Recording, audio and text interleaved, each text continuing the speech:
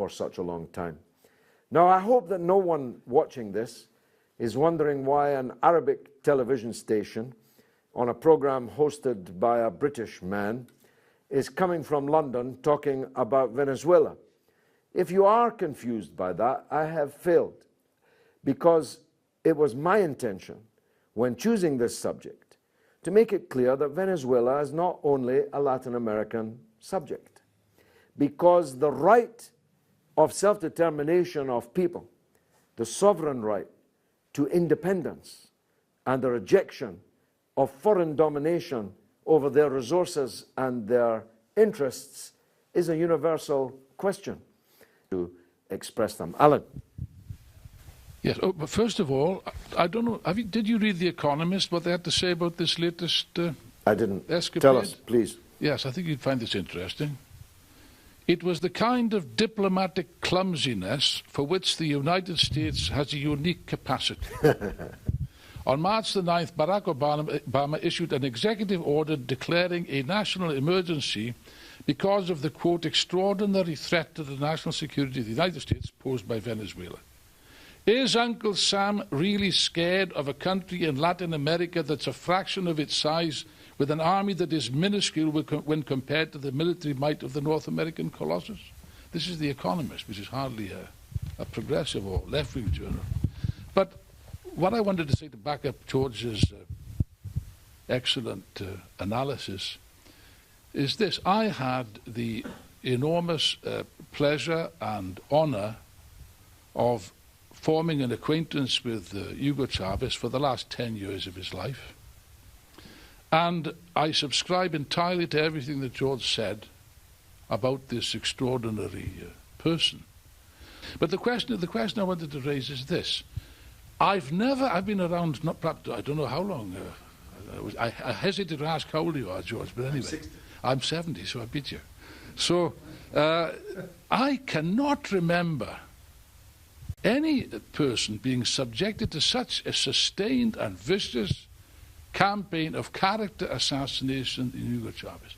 It's not surprising that people in this country, I didn't see what was said there, but I'm not surprised if they have a hostile attitude. Because of this outpour, constant distortions, constant insult. First of all, he was supposed to be a dictator.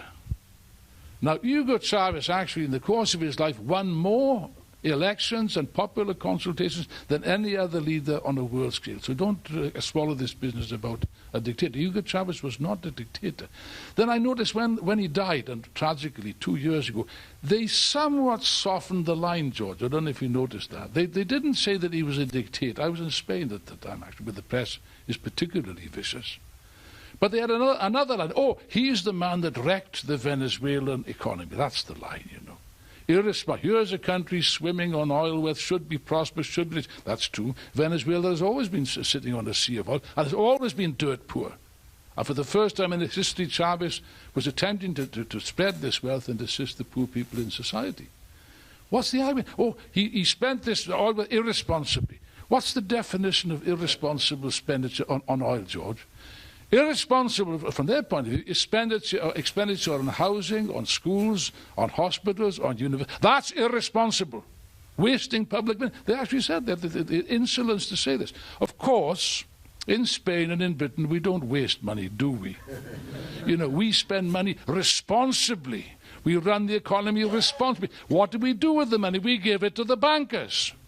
That's the responsible definition. And of course, there's no money left for schools, hospitals, health, or anything else. This is standing the truth entirely on its head. But I just wanted to say one thing. We're facing an election, as you well know, George, in a couple of weeks' time. And the fact of the matter is, people, the great majority of the people of Britain could not care less, with the exception of Scotland, which is a different. They couldn't care less. They turned off. I've spoken to people in this audience who said to, one of them said to me, well, I'm not really interested in politics. I'm not surprised. What you mean to say is not that you're not interested in politics. You're not interested in this politics. What a contrast with Venezuela. You can say what you like, and you can think what you like. But every election in Venezuela was hardly fought. There was enormous interest, enormous enthusiasm, enormous passion.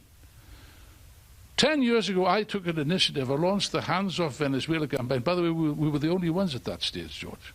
The left, I'm ashamed to say, didn't pay any attention to Venezuela. They didn't understand what was occurring. Only belatedly that was taken up.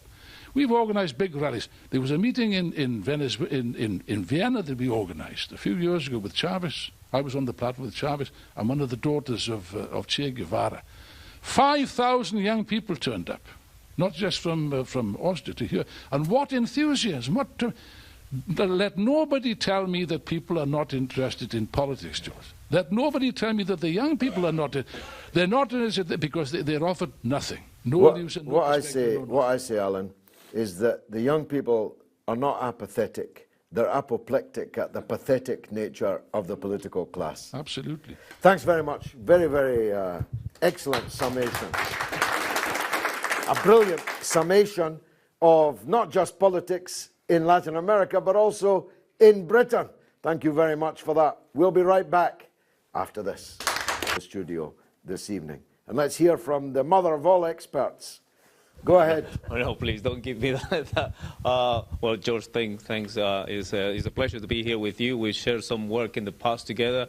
My name is Luis Castro. For those who don't know me, I'm a documentary maker, filmmaker, news, etc., TV producer, and I'm Venezuelan. I was born in Venezuela. I'm probably the only person in this room that was in Venezuela working in media during the coup d'etat against President Chavez in 2002. So I do know from the inside a lot of the things that Venezuela has been suffering for the last 12 years since the time of Hugo Chavez raised into power in 1999, precisely. But more than me being an expert on any field, I want to talk about the issue of media and share a little bit of a Latin American history of Latin America in general with the United States. I do not think there's any region in the planet that have suffered the United States more than us. More than 150 years of history with these people, always, as you rightfully introduced at the beginning, following the Monroe Doctrine, that we are supposed to be some sort of experiment yard for anything the United States wants to run across the world. And that's why it is important to understand this, because this is not a Latin American issue. I have made comments with colleagues in the past and recently after all this Bolivarian revolution in Venezuela that the knock-on effect of President Chavez's presidency, the Bolivarian revolution, the rise of people like Evo Morales in Bolivia, Correa, the Kirchners in Argentina, has led the United States to do what they are doing right now, which is like trying to find another backyard in the Middle East or maybe in Europe itself. Because after exhausting the Middle East in conflicts in Libya, Syria, trying to get a deal, a conflict with Iran, Palestine, and so on, they have come even to Europe to try to implement their capitalist monetary revolution, as they want to call it. And still is ridiculous, is insulting, as William was describing, the way they actually treat the planet. As in like, okay, let's go to Europe as a last resort for market because, well, now Latin America doesn't work. In the Middle East, we can't do anything. We can't do anything with Africa. And obviously, the Far East is not an option because the Japanese and Chinese will never allow them to do what they do. So they started here with the, let's say, smaller countries. Like they did in Greece, they did it in Portugal, they did in Iceland, Ireland, so on, and they tried it in Spain. They even tried it to implement it in Italy, but it didn't work out, and so on. So the length of the arm of the United States is endless. We have suffered for 150 years, and it's important for you to understand the importance of the Bolivarian Revolution because we literally kicked their influence out of the continent. From the moment the people like President Lula, I remember vividly there's a film from Oliver Stone that you might want to see if you haven't, The South of the Border, that Oliver Stone interviewed all the Latin American revolutionaries, Chavez, Cristina, Lula, and Lula said himself to the camera that the FMI came to him and asked him to reconcile the debt and sort of like, no, why do you want to pay it off? No, let's work it out and we will give you like more time. And President Lula, with the reserve that he had gained in Brazil, just said, no, give me the sum and get out of here. And from that moment, miraculously, Brazil started to emerge economically and became what it is right now. with this problem, with our problems, we don't say that Venezuela doesn't have problems, but we do have a conscious, I hope so, that the United States is up to no good whatsoever in Latin America ever. So nothing that they can say to us, at least on our side, can convince me that they want democracy for Venezuela or they want democracy for Latin America. And if we're going to talk about democracy, which I think you have roughly touched the point as well, well, I think globally, and this involves people from Britain, from Lebanon, people from everywhere, we need to start demanding world democracy. And the world democracy will begin the day that the United Nations change this silly structure where we are kidnapped by 5 countries that they think they can overrule the wishes of the majority. It happened in Cuba. For the last 3 or 4 years, if I'm not mistaken, the United Nations Assembly has voted unanimously, 185 countries, including Britain, to end the blockade in Cuba, and only because the United States of America, backed up by the best friends of Israel, they say, no, we don't want. So how can they even go out in the media to talk about democracy when they are the most anti-democratic country in the planet? When they just go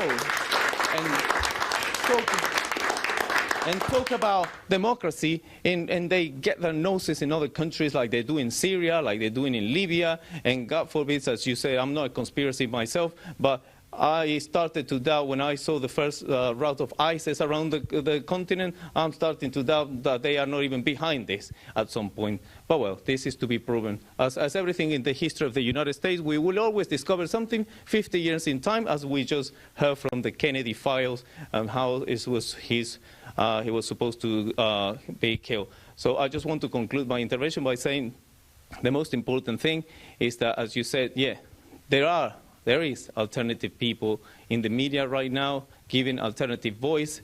The mainstream media, even for Latin America, for those you know, there are channels across the world which include Russia, Iran, even China, and surprisingly Germany recently. They have channels in Spanish. So they are interested in what's going on in there. Stop listening to CNN and Fox News, and there's no good. I have reached the point that I just switch off the television when I hear them because I can't stand them anymore. Bravo, bravo. I think the audience reaction tells you that not just the people in this studio, but people, the millions who will watch this show, will also be applauding what you said in their living rooms, because this rejection, this spirit of rejection of foreign domination is itself now becoming hegemonic in the world. And more importantly, it's no longer incoherent. People have means by which they can express it. Your television work, Russian, Iranian, Al-Mayadeen for the Arab-speaking audience, or just popular citizens' journalism. This kind of spirit that you exemplify is now bursting out everywhere, and they cannot contain it. It's ironic. Marx said that capitalism would provide its own grave diggers. And the new technology, which has been brought to us by capitalism, brought to us by the imperialist countries, is digging the grave of those very same imperialist countries.